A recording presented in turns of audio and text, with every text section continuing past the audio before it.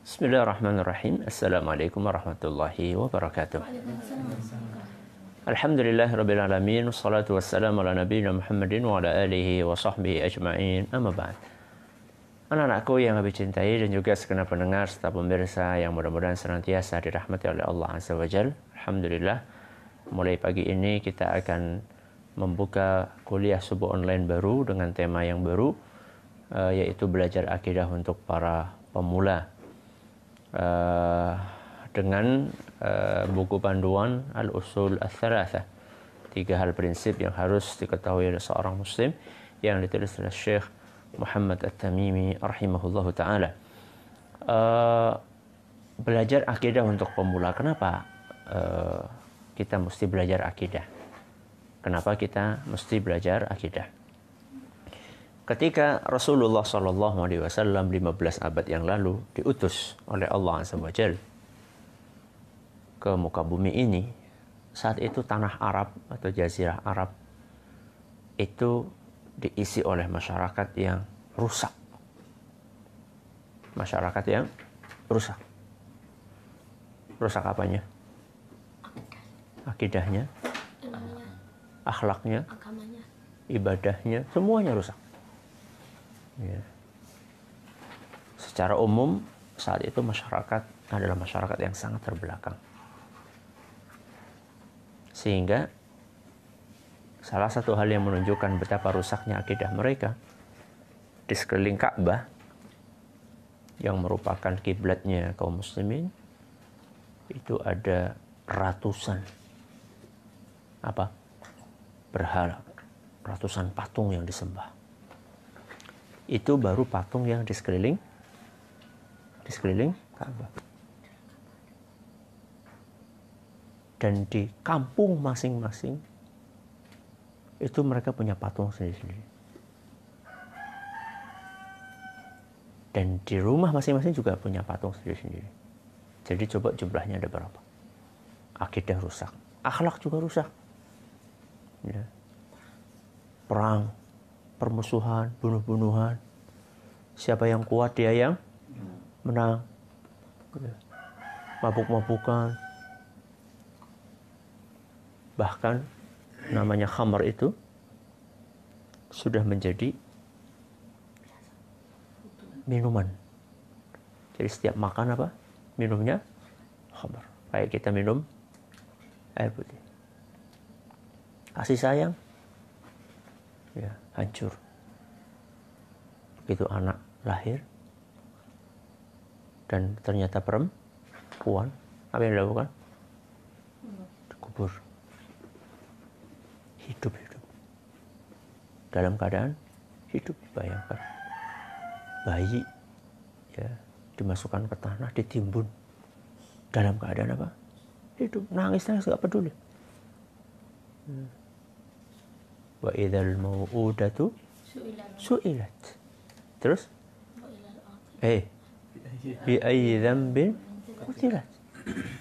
Pada hari kiamat itu bayi-bayi yang ditimbun hidup-hidup ditanya, apa salahmu kok bisa dibunuh? Bi ayyi dzambin qutilat. Apa dosamu kok kamu dibunuh?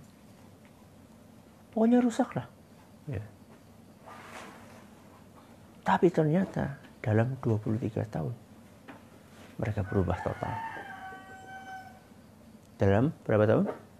23 tahun. Mereka berubah total menjadi masyarakat yang baik akidahnya, baik akhlaknya, baik ibadahnya, dan seterusnya.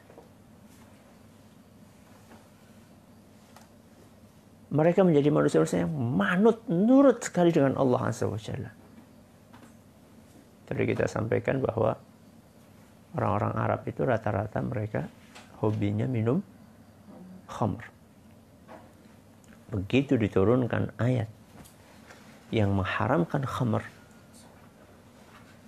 langsung mereka tinggalkan. Diceritakan saat itu lorong-lorong jalan-jalan yang ada di Madinah itu becek semua. Karena apa? Hujan? Bukan. Karena Karena mereka punya dream. Bayangkan, nyimpen khamar pakai apa? Dream tong. Punya dream besar isinya khamar. Begitu turun ayat diharamkan khamar, mereka tumpahkan itu. Di mana?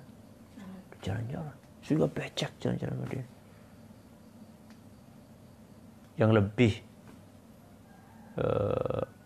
menakjubkan adalah saat diharamkan khamar itu kan Rasulullah SAW kan mengutus seorang sahabat untuk memberikan pengumuman keliling. Nah, dulu kan belum ada apa? Belum ada mic. Sehingga kalau ada pengumuman, kalau nggak dikumpulin masyarakatnya di masjid, ya Rasulullah SAW mengirim orang untuk keliling. Apa bunyi pengumumannya? Ala innal khamra qad hurrim. Ala innal khamra qad hurrim. Apa artinya Mas Abdurrahman? Ketahuilah bahwasanya khamar mulai hari ini telah diharamkan. Ketahuilah sesungguhnya khamar mulai hari ini telah diharamkan. Keliling gitu. Nah, ketika ada pengumuman itu, ada sebagian sahabat lagi minum khamar bareng di sebuah taman. Dan itu saat itu memang boleh, awal-awalnya memang boleh. Ya sampai tahun 3 Hijriah. Jadi berapa tahun itu? 13 tambah 3 berapa? 16 tahun. Masih diperbolehkan. Ya. Begitu 16 tahun lewat setelah diutusnya Nabi Muhammad SAW diharamkan. Itu orang-orang para sahabat ini yang lagi pada minum-minum bareng di mana tadi? Di taman. Begitu dapat pengumuman seperti itu, maka langsung botol atau bejana yang mereka atau gelas yang mereka gunakan untuk minum mereka tumpahkan yang ada di botol tadi. Bahkan yang sudah masuk kemana? Mulut sudah tinggal dia kan? Tinggal ditelan sama mereka dimuntahkan. Padahal tinggal di apa? Tinggal ditelan. Yang jadi pertanyaan, kenapa mereka nurut banget? Suka? Hah? Padahal dulunya mereka tak bisa ninggalin. Karena saking terbiasanya mereka untuk minum khamar. Kenapa kira-kira Mas Suka? Mereka nurut banget. Coba sekarang kalau misalnya nggak boleh gitu, kita nih Abi atau Umi bilang apa sesuatu misalnya, ini nggak boleh Mas, kalian lakukan? Kadang dilakukan, kadang tidak. Kadang nyuri-nyuri melakukan. Kenapa para sahabat saat itu mereka nurut banget sama Nabi Muhammad SAW? Begitu haram tinggalin. Kenapa Mas? Mas Anjas? Terus iman. Karena apa? Iman. Karena akidah mereka yang sangat kuat. Inilah rahasianya kenapa khamr itu diharamkan 16 tahun setelah Rasulullah SAW diutus. Jadi ternyata Rasulullah SAW diutus oleh Allah Azza wa Jalla itu bukan pertama kali ayo kumpul dakwah langsung khamr haram. Enggak. Tapi oleh Rasulullah SAW digarap, dibenarkan, dikuatkan apanya? Akidahnya dulu. Oleh Rasulullah SAW dikuatkan supaya punya akidah yang kokoh dulu, keimanannya dikuatkan. Keimanan mereka kepada Allah Azza wa Jalla. Makanya kalau anak-anakku perhatikan, ya, rata-rata surat-surat juz amma itu surat-surat makkiyah. Apa artinya surat makkiyah, Mas?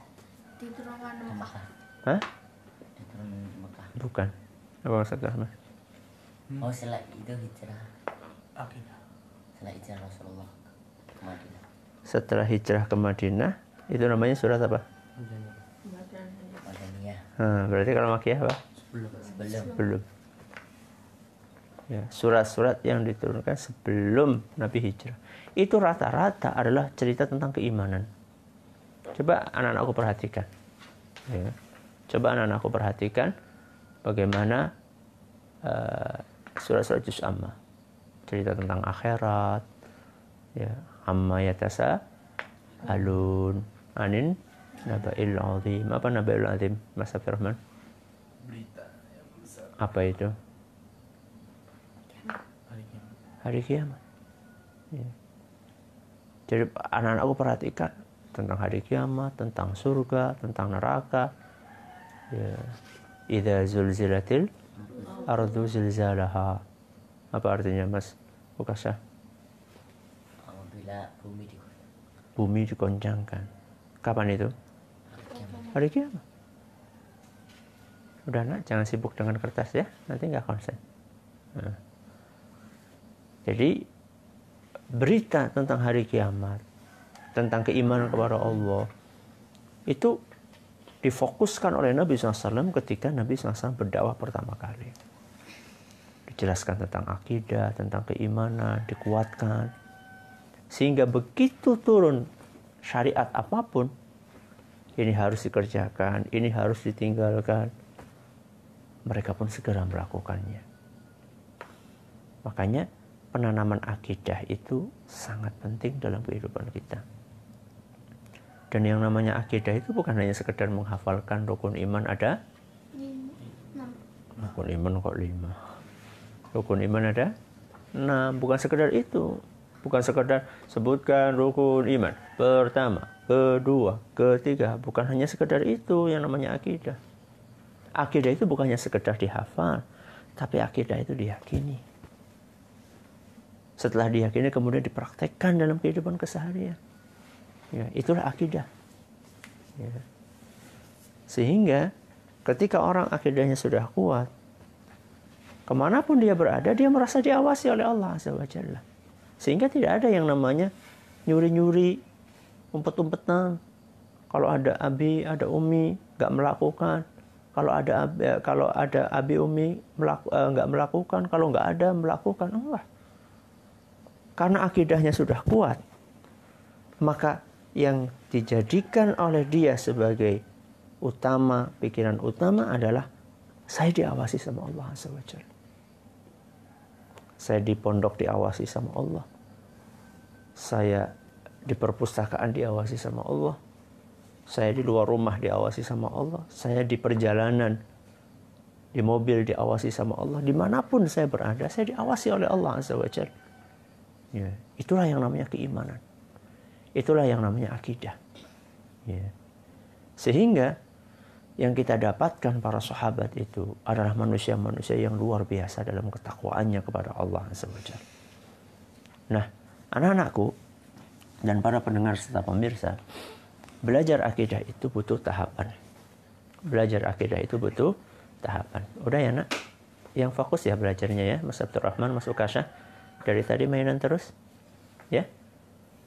Sudah berapa kali diingatkan sama Abi. Ya, yang besar harus jadi contoh, ya. Jadi contoh buat yang lainnya. Malah lebih tenang Mas Anjasah dari tadi. Jangan diulangi lagi ya. Jadi Rasulullah SAW ketika beliau berdakwah, beliau memfokuskan kepada akidah. Kenapa demikian? Karena akidah adalah pondasi. Sebuah bangunan itu akan kuat ketika apa? Pondasinya kuat. Sekarang ini mejanya Abi ini. Ini kalau kita miringkan seperti ini maka dia akan jatuh. Kenapa? Karena tidak punya apa? Pondasi. Ya. Akan jatuh.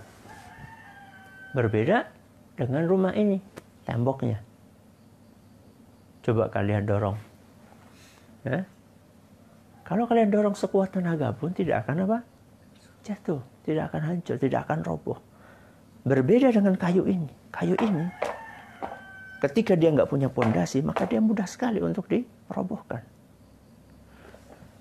Sekarang kenapa banyak ya anak-anak, pemuda-pemuda di zaman ini menghadapi masalah kecil, dia stres, pasang status, galau, ya, susah, ya, cuma karena diejek sama temennya, kemudian murung, mengunci diri di kamar berhari-hari. Kenapa? Mereka begitu mudah terbawa. Mereka begitu mudah hanyut. Ketika teman-temannya lulusan pada ngajak untuk nyoret-nyoret apa? Baju. Terus apa ini? Nyemprot. Apa yang disemprot? Baju. Ya baju, ya. Ya rambut, ya muka. Kemudian pada pawe kebut-kebutan, nutup jalan. Kenapa mereka mudah sekali terbawa? Karena mereka nggak punya pondasi yang kuat. Ya. Makanya penting sekali kita untuk belajar akidah. Ya. Belajar akidah yang benar itu penting sekali. Dan belajar akidah itu memang ada tahapannya. Tidak ujuk-ujuk langsung pakai buku yang tebal. Ini buku yang kita nanti insya Allah akan pelajari. Ini paling cuma berapa halaman? Paling sekitar 30 halaman bahasa Arabnya. Karena nanti dihafal ya ini. Karena cuma sedikit kita hafal paling sehari satu halaman. Ya. Dan nanti disetorin ya di awal kajian nanti setoran. Ya. Makanya aplikasi tadi 1 halaman ini dihafalkan. Ya.